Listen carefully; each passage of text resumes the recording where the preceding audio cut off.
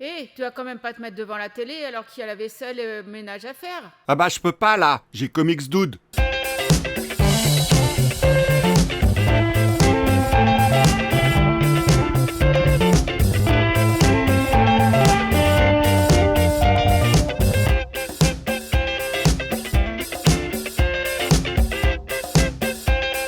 L'horreur cosmique, mon genre préféré. Mais si vous suivez ma chaîne depuis un moment, vous le savez maintenant. Inventée par le maître absolu, Howard Phillips Lovecraft, celle qui replace l'humanité au centre de la chaîne alimentaire, où nous redevenons des proies vulnérables, là où notre sens aiguisé d'alerte est en ébullition constante. Celle que nous aurions dû conserver pour éviter de nous prendre pour l'être supérieur de cette planète. Non seulement elle sera le thème principal de cette vidéo, mais surtout dans sa forme la plus pure et la plus inquiétante jamais atteinte, puisque je vais vous parler du récit le plus populaire et le plus puissant de toute la bibliographie de Lovecraft, l'appel de Cthulhu, ou Cthulhu, comme vous voulez. Bonjour à tous et merci de rester fidèles au rendez-vous du Comics Dude. Aujourd'hui, un épisode plus long que d'habitude, et sans doute l'aurez-vous compris, je ne vais pas vous parler d'un comic book, mais d'un manga. Mais non, ne partez pas, car ce n'est assurément pas un manga comme les autres. C'est d'ailleurs la seule collection de mangas que j'ai dans ma bibliothèque, et elle a une place d'honneur. Vous ne trouverez aucun autre manga ayant eu ce traitement de faveur, à la fois par le mangaka, mais aussi et surtout par l'éditeur français Kiun, qui réalise ici l'une des plus belles éditions jamais produites. Avec ses couvertures magnifiques en simili-cuir, chacun des tomes de cette collection est un objet absolument remarquable. De plus, il existe bel et bien plusieurs comic books adaptés des œuvres de Lovecraft, dont l'appel de Cthulhu, mais aucune n'arrive à la cheville de cette collection. Avant de vous parler de ce titre en particulier, je dois m'attarder sur la dite collection des chefs-d'œuvre de Lovecraft par Gutanabe. Aujourd'hui, elle comprend 14 volumes, tous aussi sublimes les uns que les autres, regroupant quasiment tous les écrits de Howard Phillips Lovecraft dans des volumes bien que toujours trop petits à mon goût, au regard de la qualité des dessins, mais cependant dans un format légèrement plus grand qu'un manga traditionnel. Il faut tout de même le souligner. Et franchement, si Kiun se décidait à les publier encore plus grands dans des tirages limités, je rachèterais immédiatement toute la collection. Bien que celle-ci soit arrivée en France légèrement dans le désordre, je vais vous la présenter dans l'ordre réalisé par Gutanabe, à l'exception de l'appel de Cthulhu bien sûr, dont je parlerai après. Avant de poursuivre l'intégralité des nouvelles de Lovecraft, Gutanabe s'est tout d'abord concentré sur ses œuvres toutes reliées autour de la mythologie des grands anciens. Pour ceux qui ne connaissent pas encore ce que sont ces créatures, il me faut ici ouvrir une parenthèse dans la parenthèse. Les grands anciens sont des monstres extraterrestres gigantesques, monstrueusement hideux, au point que le simple fait de les apercevoir rend complètement fou, d'une puissance incommensurable, capable de traverser le cosmos sans aucun artifice, à la longévité qui dépasse tout entendement, qui sont aujourd'hui endormis sur Terre depuis plusieurs millions d'années, d'un sommeil tellement profond que la mort n'en devient qu'une très légère sieste. Seulement voilà, depuis plusieurs siècles, ils sont en phase de réveil et envahissent les esprits faibles qui ont développé un culte autour de ces créatures qu'ils considèrent comme des dieux. Parmi eux, voici quelques noms qu'il faut retenir. Yog-Sothoth, Shub-Niggurath, Nyarlathotep, mais surtout le plus puissant d'entre eux, Cthulhu. Cthulhu. Personne ne sait vraiment. Il y a plusieurs siècles de cela, le poète fou Al-Azred a compilé un ouvrage maudit intitulé le Kitab al-Azif, premier ouvrage à mentionner ces créatures improbables. Cet ouvrage interdit, plus connu sous le nom du Livre des Morts, ou encore le Necronomicon, rend fou toute personne qui essaye de le lire dans son intégralité. Ce pauvre poète est d'ailleurs mort dans des circonstances plus qu'étranges après avoir terminé son manuscrit. Si vous n'en aviez encore jamais entendu parler, vous savez maintenant ce que sont les grands anciens et l'origine du Necronomicon. 12 volumes de cette collection sur 14 sont en lien direct avec les grands anciens et le Necronomicon. Je les passe en revue rapidement avec un petit compteur d'appréciation.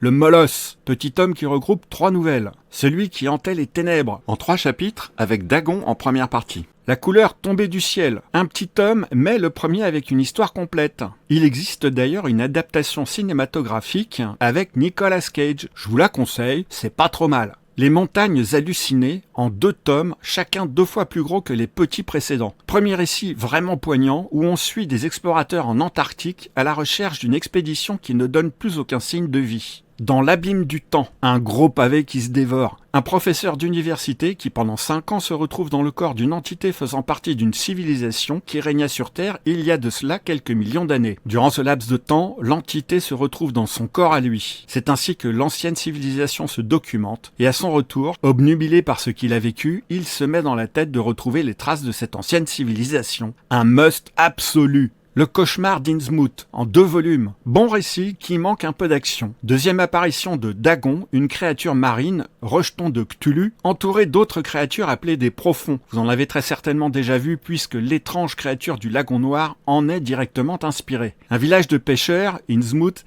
a pactisé avec ces êtres afin d'obtenir la vie éternelle.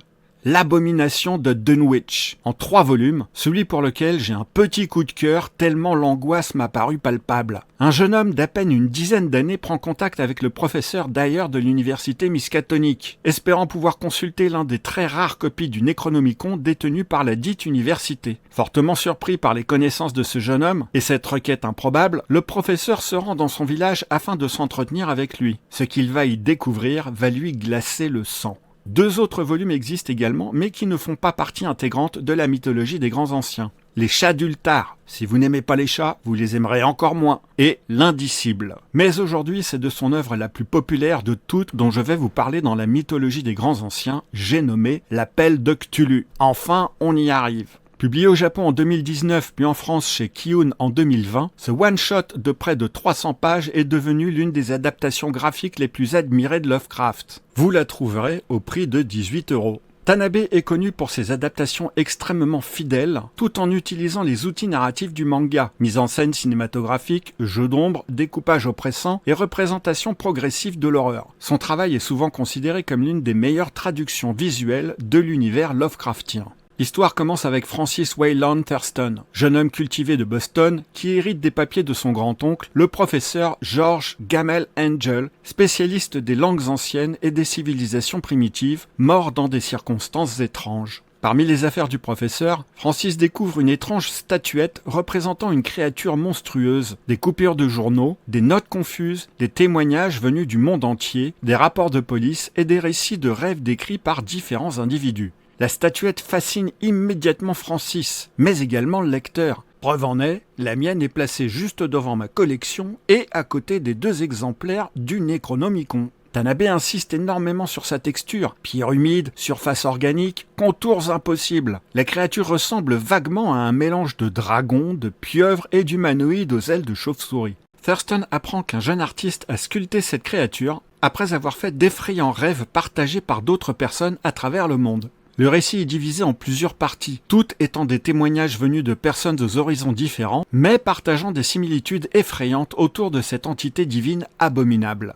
En poursuivant son enquête, il découvre qu'un culte secret vénère Cthulhu depuis des siècles. Une très grande partie des différents témoignages racontent que les membres de ce culte accomplissent des rites occultes et sacrificiels abominables et répètent une phrase étrange. Fingloe mglna Cthulhu rlie uga naglftagn. Bon. Ok, mon accent est abominable, et je ne pense pas que ce soit la bonne prononciation. Ce qui est censé signifier, dans sa demeure de R'lyeh, le défunt Cthulhu attend en rêvant. Si ça se trouve, avec mon accent pourri, j'ai dit que Cthulhu attend devant la porte d'R'lyeh avec une abominable gastro. Selon leurs croyances, Cthulhu est une entité cosmique ancienne, endormie dans la cité engloutie de R'lyeh, au fond de l'océan Pacifique. Un jour, lorsque les étoiles seront alignées, il se réveillera et reprendra le contrôle du monde. La dernière partie du récit raconte l'expédition d'un marin norvégien qui découvre accidentellement la fameuse île de R'lyeh, demeure de Cthulhu, après un séisme sous-marin. Dans l'île se trouve une ville à l'architecture impossible, défiant les lois de la géométrie. Les marins ouvrent involontairement un immense portail, libérant Cthulhu. Cette révélation constitue le cœur philosophique du récit. La notion des grands anciens prend forme et développe progressivement la mythologie cosmique de Lovecraft. On y reviendra. Francis comprend alors que le culte existe toujours, que les adorateurs de Cthulhu sont partout et que révéler la vérité pourrait condamner l'humanité. Le manga se termine sur une note de paranoïa absolue. La connaissance est une malédiction. La dernière idée du récit est fondamentale. L'être humain vit dans une illusion rassurante. Mais derrière cette illusion existe un univers immense, ancien et indifférent. Lovecraft invente ici ce qu'on appelle aujourd'hui l'horreur cosmique, l'idée principale étant que l'humanité n'a aucune importance cosmique. Contrairement à l'horreur classique, le mal n'est pas moral, Cthulhu ne hait pas les humains, il est simplement au-delà de toute considération humaine. C'est cela qui rend l'œuvre terrifiante. Cthulhu n'est pas un démon au sens religieux, il appartient à une race extraterrestre immensément ancienne.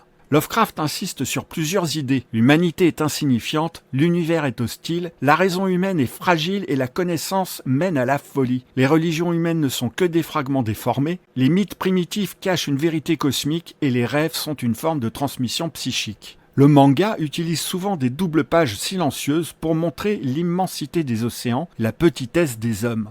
Lovecraft insistait sur l'idée que l'horreur cosmique est indicible, ce pourquoi Gutanabe insiste fortement sur les perspectives impossibles, les escaliers non euclidiens, les bâtiments écrasants et les ombres liquides. Il arrive également à retranscrire la paranoïa, la folie et la perte d'identité des personnages de Lovecraft au travers des regards vides, des visages déformés, des ombres envahissantes et des silences. Le manga de Gutanabe transforme l'appel de Cthulhu en une véritable expérience visuelle oppressante et hypnotique. Là où le texte original reposait énormément sur la suggestion littéraire, Tanabe invente une manière graphique de représenter l'indicible, la folie, l'immensité cosmique. Il ajoute davantage d'action, des scènes intermédiaires, des transitions visuelles, des expressions faciales absentes chez Lovecraft. Le récit devient plus émotionnel et plus immersif. Tour de force. Même s'il faut l'avouer, certaines planches sont parfois compliquées à comprendre, mais ça fonctionne. Le résultat est une œuvre fidèle, terrifiante, philosophique et visuellement magistrale.